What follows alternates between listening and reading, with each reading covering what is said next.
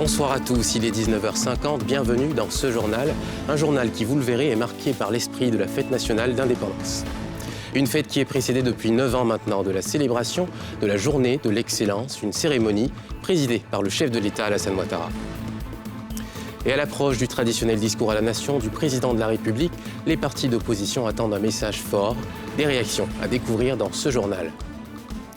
Et puis à l'approche des festivités à Yamoussoukro, les opérateurs économiques espèrent tirer profit de l'affluence dans la ville tout au long de ce week-end. On ouvre ce journal avec cette tradition qui a 9 ans maintenant, celle de la célébration de l'excellence. 84 personnes physiques et morales ont été distinguées ce vendredi à l'occasion de la 9e édition de la journée de l'excellence présidée par le chef de l'État Alassane Ouattara. Occasion pour lui d'exhorter les Ivoiriens à l'excellence et à la lutte contre la corruption pour le développement du pays. La 9e édition de la Journée de l'Excellence s'est tenue ce vendredi au Palais présidentiel au Plateau. Une cérémonie présidée par le président de la République Alassane Ouattara, où les meilleurs de différents secteurs ont été célébrés. Occasion pour le chef de l'exécutif ivoirien d'exhorter ses compatriotes au travail, à la culture de l'excellence et à la lutte contre la corruption pour le développement du pays. Je suis heureux de la mobilisation de nos concitoyens ainsi que de tous les habitants de notre beau pays autour des valeurs du travail bien fait et de la recherche constante de l'excellence. Je vous invite à poursuivre vos efforts pour accomplir vos devoirs citoyens au service du développement de notre beau pays. Sur les innovations de cette édition, le Premier ministre, président du Comité national de la Journée de l'Excellence, fait des précisions. Parmi les nombreuses réformes voulues par le président de la République, qui ont reconstruit notre nation et donné à la Côte d'Ivoire cette dynamique économique et sociale que le monde entier applaudit, figure la bonne gouvernance et la lutte contre la corruption. En lien avec cette action résolue, il était donc naturel, pour son Excellence Monsieur le Président de la République, de vouloir créer 2 nouveaux prix d'excellence pour notre journée nationale. Le prix national d'excellence de la bonne gouvernance et le prix national d'excellence de la lutte contre la corruption. Des récipiendaires heureux pour ces distinctions, fruit de leur abnégation à la tâche. Parti de rien, on peut faire de grandes choses dans notre pays. Moi-même, je suis victime de la maladie qu'on appelle la drépanocytose. Et j'étais normalement, avant 2007, toujours en cardiologie. Mais le fait de pratiquer le sport, je me sens bien. Et c'est ça qui a été pour moi l'élément catalyseur pour dire à la Côte d'Ivoire que ce sport est un sport de bien-être, un sport qui donne vie et un sport qui donne la vie. Le projet Ivoire Tchèque, entre autres, est un projet de lutte contre les fausses informations, les fake news. Vous savez que notre pays a traversé ces dernières années des moments sensibles, notamment au plus fort de la pandémie de la crise sanitaire de Covid-19. Ensuite, nous avons eu le processus électoral. Et dans la vie de tous les jours, il y a pas mal de fausses informations qui essaient de paniquer la population, de semer l'inquiétude au sein de la population, que nous essayons de fact-checker pour rétablir la vérité afin d'instaurer la cohésion et la sérénité au sein de la population. Ce sont 84 prix qui ont été décernés, soit 43 physiques et 41 personnes morales, à savoir 10 structures de l'administration publique, 22 entreprises du secteur privé, 3 sociétés coopératives et organisations non gouvernementales, 5 associations de développement et organisations socioculturelles et une collectivité territoriale. Cette cérémonie est organisée depuis 2013, à la veille de la fête nationale de l'indépendance.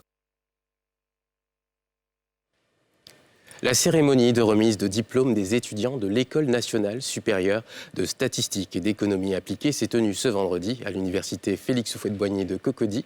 Cette promotion 2022, baptisée Nialé Kaba, du nom de la ministre du Plan et du Développement, compte 118 étudiants. Mithilène Légré et Tanguy Conin. 118 étudiants de l'École nationale supérieure de la statistique et d'économie appliquée ont reçu leur diplôme des mains de la ministre en charge du Plan et du Développement. Cette promotion a été baptisée Nialé Kaba et compte 42 ingénieurs statisticiens économistes, 46 ingénieurs des travaux statistiques et 30 adjoints techniques de la statistique. La ministre Nialé Kaba, marraine de cette cérémonie, est venue apporter son soutien et prodiguer des conseils aux diplômés. Après ces mois de formation au métier de statisticien, il vous revient à présent de valoriser votre diplôme en répondant de manière appropriée aux attentes de vos pays respectifs.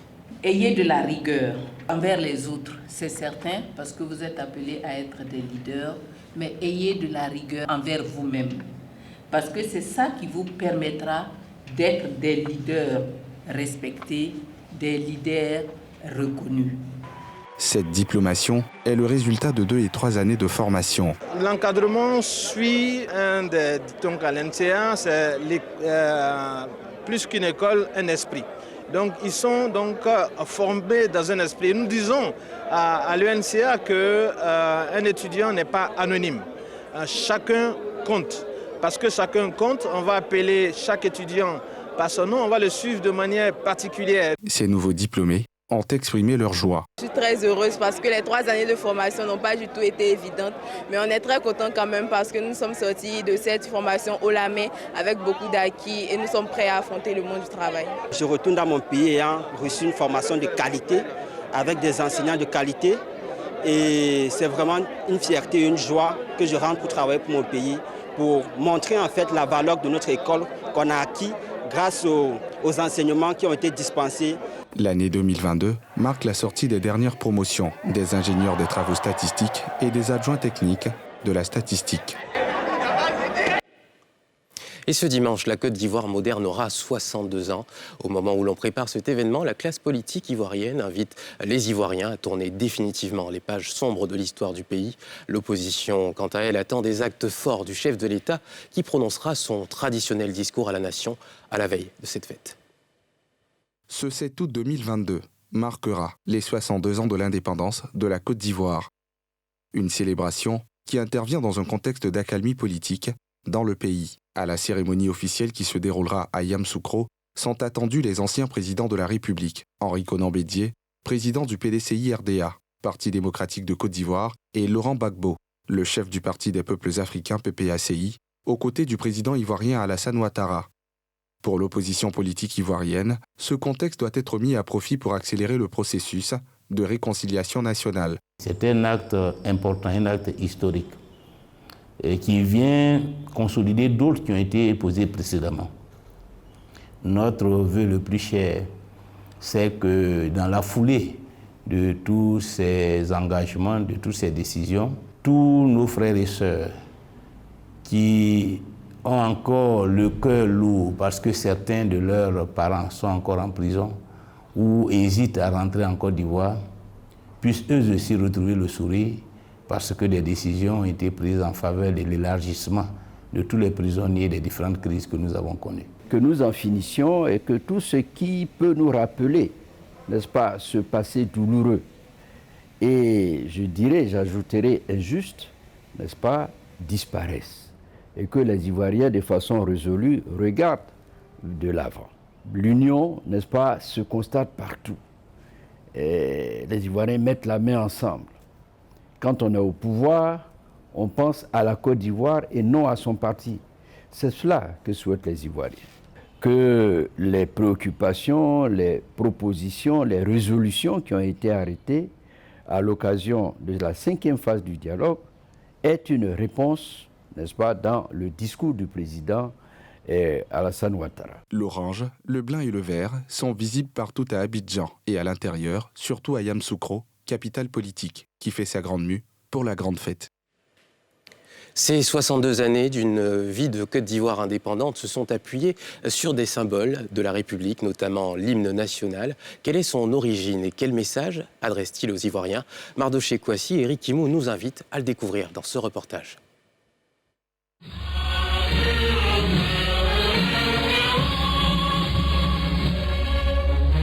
Pierre Kwame Bofouo, artiste musicien, milite avec la fondation Pierre-Michel Pango, qu'il préside pour la restauration du texte originel de l'Abidjanaise, hymne national de Côte d'Ivoire, dont les paroles ont été écrites par l'abbé Pierre-Marie Coty et mises en musique par l'abbé Pierre-Michel Pango. Un hymne a vocation de rassembler un peuple. Et donc la musique que l'Abidjanaise nous donne, c'est une musique qui est déjà à l'audition, elle est mémorable, parce qu'il y a des rappels. C'est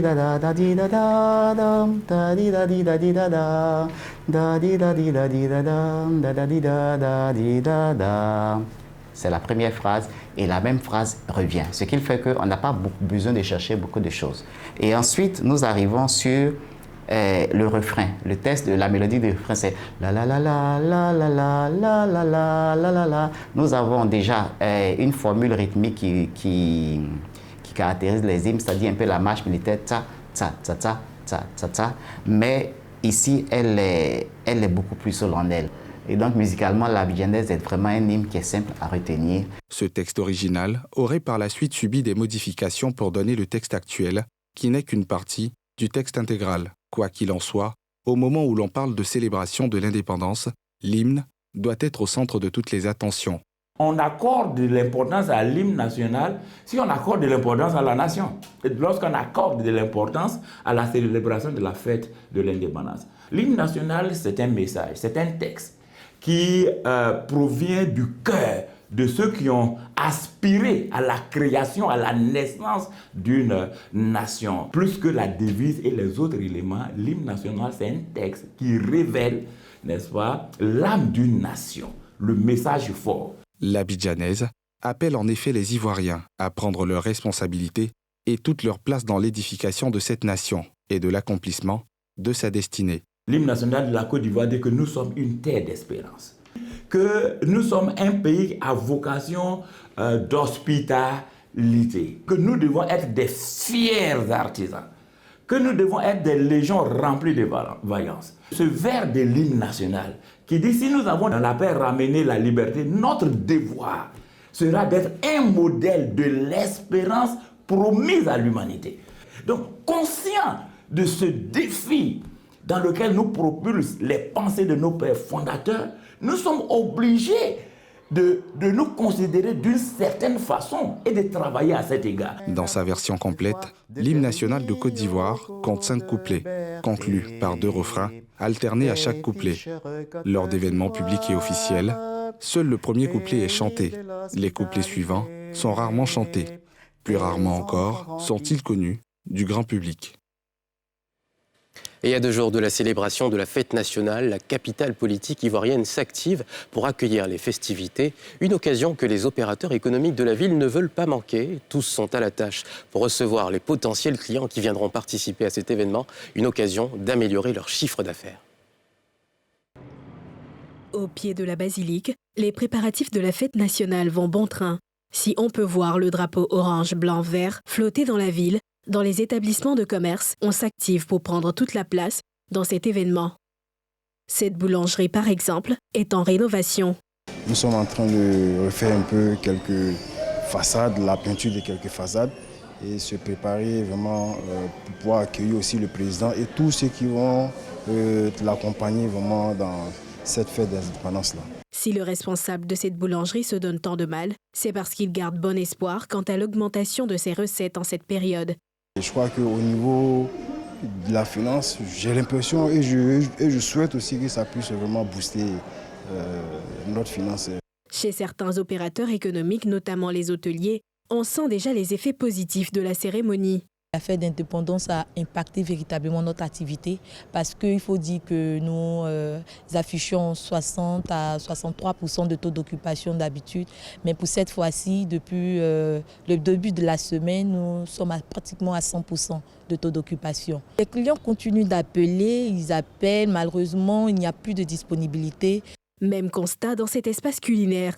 Dans 2 jours, là, il y a assez de clients, et il y a beaucoup d'hommes. Et ce que nous payons avant, si on prenait au moins 10 agoutis par jour, aujourd'hui on va à 15 agoutis, à 20 agoutis.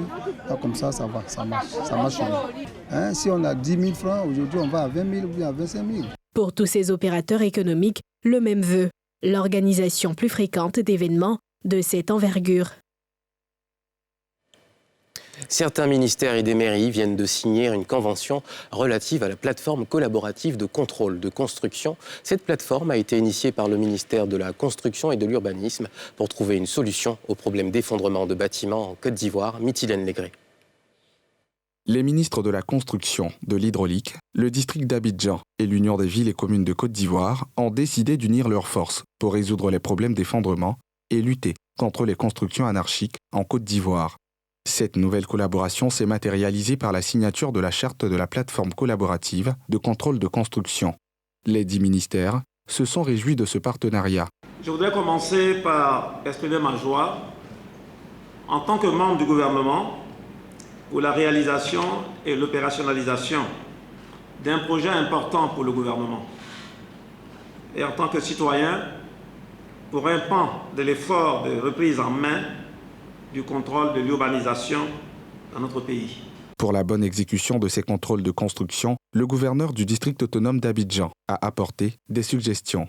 En complément du dispositif logistique que vous mettez à la disposition de ces antennes et de ces structures qui seront sur le terrain, nous puissions voir avec vous comment les soutenir en achetant des logiciels, des petits logiciels, des calculs de structure qu'on mettra dans chaque antenne, de sorte que si un opérateur se présente avec son plan de bâtiment, dans les 10 minutes qui suivent, les ingénieurs vous donnent la dimension approximative du ferraillage qui doit être respecté sur le terrain. Cette plateforme aura pour objectif de renforcer le dispositif de contrôle et d'agir pour la protection des travailleurs et des familles. Le contrôle technique, il va demeurer la responsabilité des maîtres d'ouvrage et des professionnels qui sont mis en mission par le maître d'ouvrage. Donc c'est l'ingénieur conseil, c'est le bureau de contrôle, c'est le bureau d'études. Ceux-là, ils ont un rôle qui est particulier, c'est assurer la stabilité et la sûreté de la construction qui va être réalisée. Désormais, toutes les constructions en Côte d'Ivoire se feront en étroite collaboration avec les architectes. Les propriétaires devront obligatoirement obtenir un permis de construire avant d'entamer n'importe quels travaux de construction. Et c'est la fin de ce journal, merci de l'avoir suivi. Je vous souhaite de passer un excellent week-end de célébration de la fête nationale d'indépendance. Bonne suite de programmes sur NCI.